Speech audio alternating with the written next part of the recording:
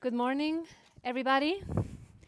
Ladies and gentlemen, dear guests, on behalf of Caritas Switzerland, I would like to welcome you very warmly at this symposium today in Berne.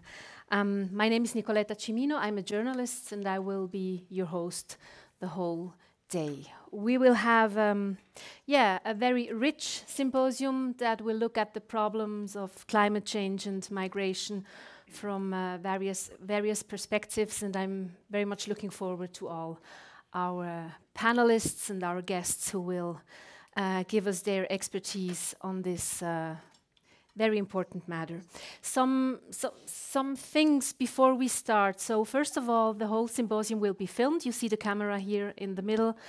You will not be on the film unless you are here on stage, but just so you know. Now, I don't know if you have seen where the toilets are in case you need to take a break. It's when you go outside and you turn on the right, you will, find everything. Now, this whole symposium is also something interactive. We would like to have your opinions. We would like to have your questions and your takes. So for this, we have a Menti, that is an app. And I'm standing here in front of it, so I'm going to take myself out of the view. You have a QR code where you can log in with your mobile phone or your other devices. You can also go to menti.com and enter the code. I don't know if you can see it from the back. Maybe it's difficult. So the code is 25313943. So Menti will be like our connection the whole day. If you have questions for the panelists, if you would like to participate, you can enter the questions there. We will also ask you questions. We would like to have your take on things. So if you can manage to log in now, and that will be done. Yeah, so that's all for me for the moment. Let's get started. I would like to start this day by giving the floor to Peter Lack and Franziska Koller from Caritas. Peter Lack is director and Franziska Koller is head of international cooperation. A very warm welcome to both of you.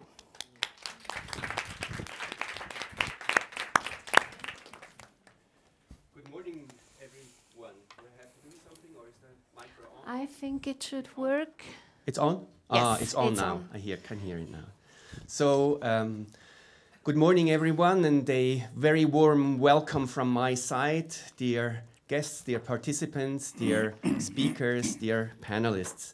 I am very happy to see you all here and seeing also that this room is fully booked at this year's Symposium of Caritas on Climate Change and Migration. I thank you for your numerous attendance. We are, in fact, as already mentioned, in a fully booked room.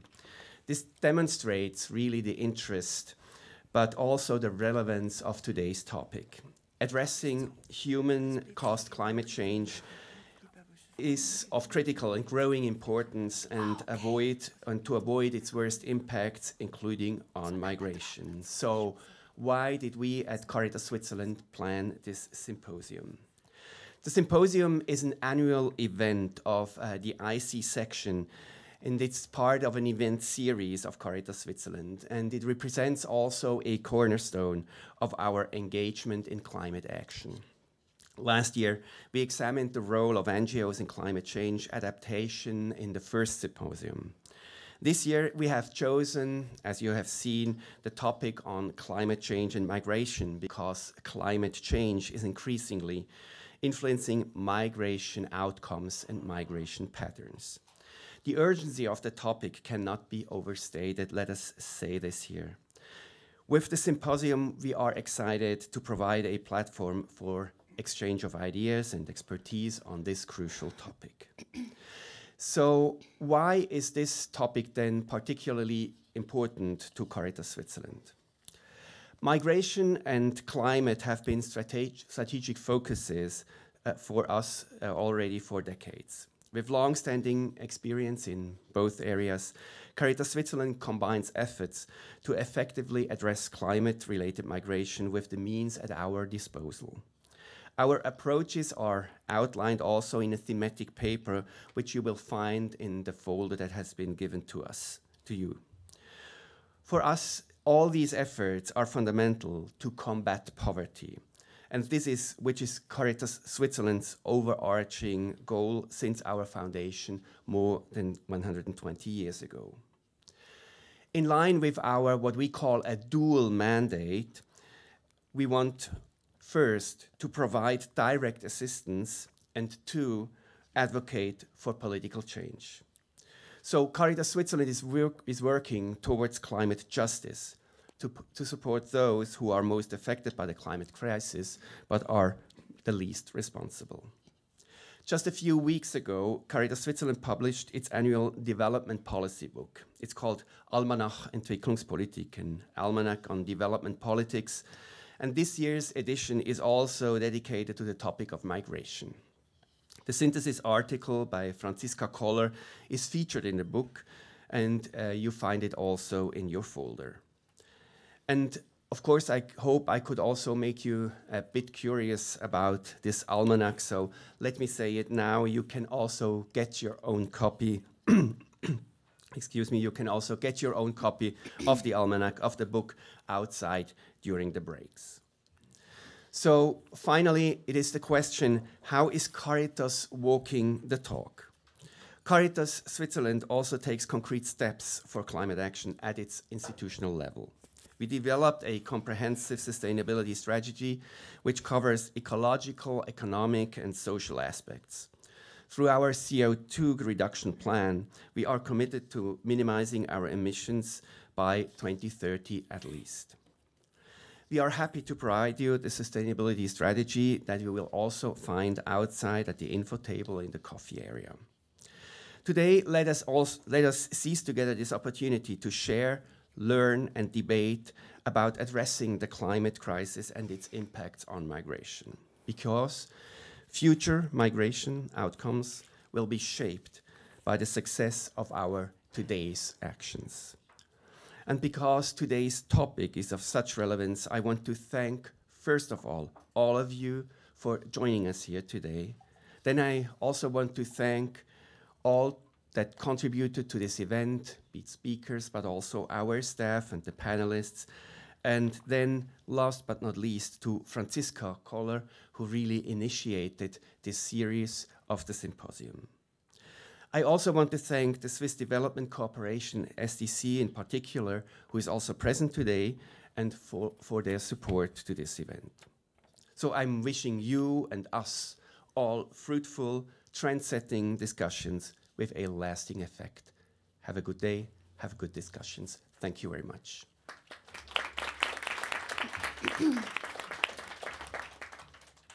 Also from my side, I would like to welcome you to this symposium. The impacts of climate crisis are felt across the globe.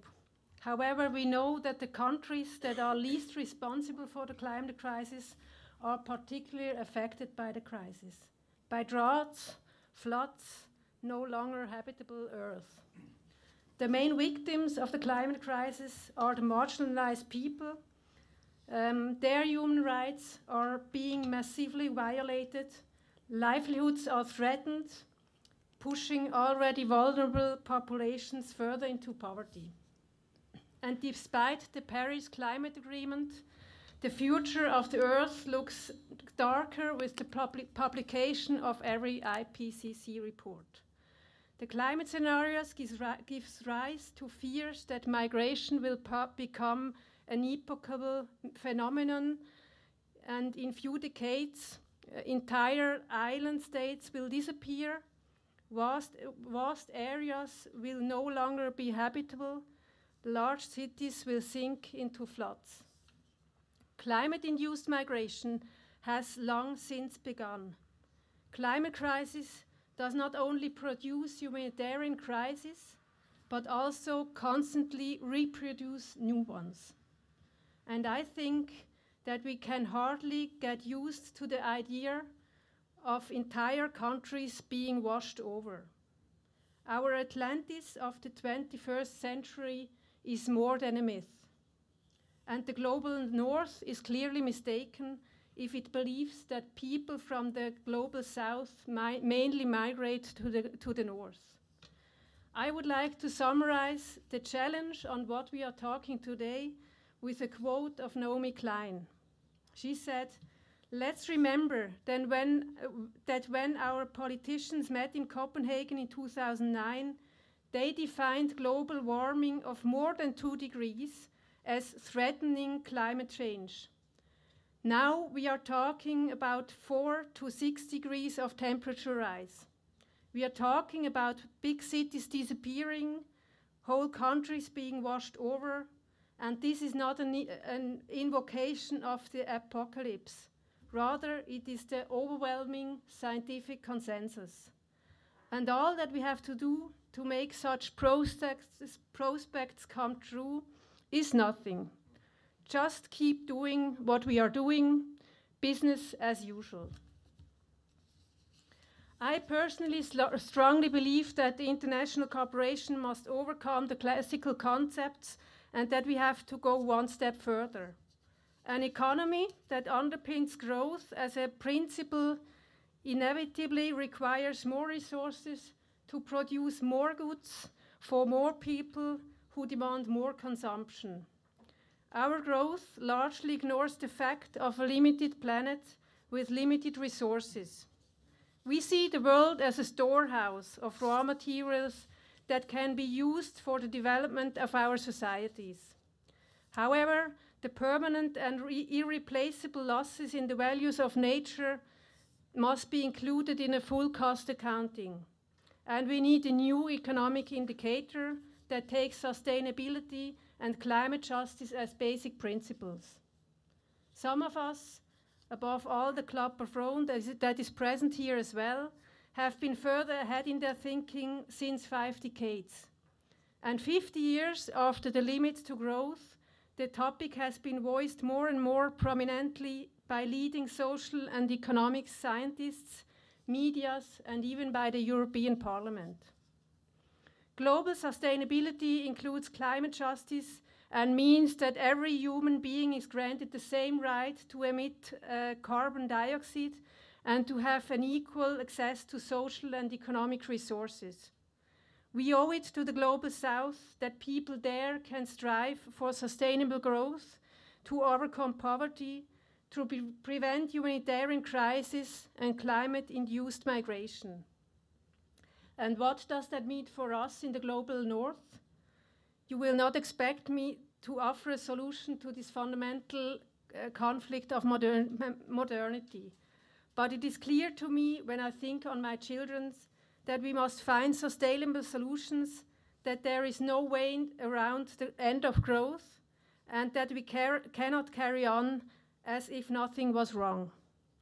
In this sense, I'm very happy that we focus today on discussing solutions for the climate-induced migration topic, and I'm pleased that we have been able to bring together private sector actors, governmental actors, multilateral actors, scientific and expert institutions, and also NGOs and UN agencies. Thanks a lot. Thank you, Franziska. Thank you, Peter, for this introduction. Now, you have met us, but I mean, we know a little bit about you, but we don't know who you represent today. So I would like to have a little bit of a feeling of who's in the room today.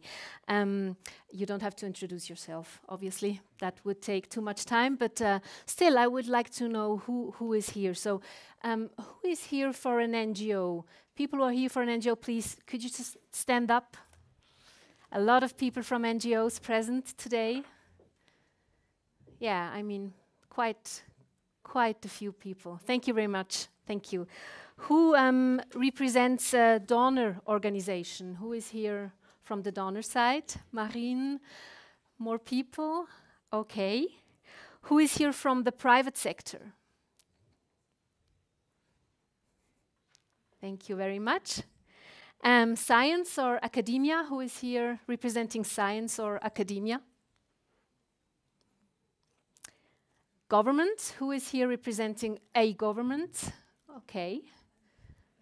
Hi, hello, welcome. Did we forget someone? Did we forget something? Has everybody stood up? Oh, there's someone we forgot. Please. Thank you. I forgot. Okay, thank you. Welcome. Yeah, so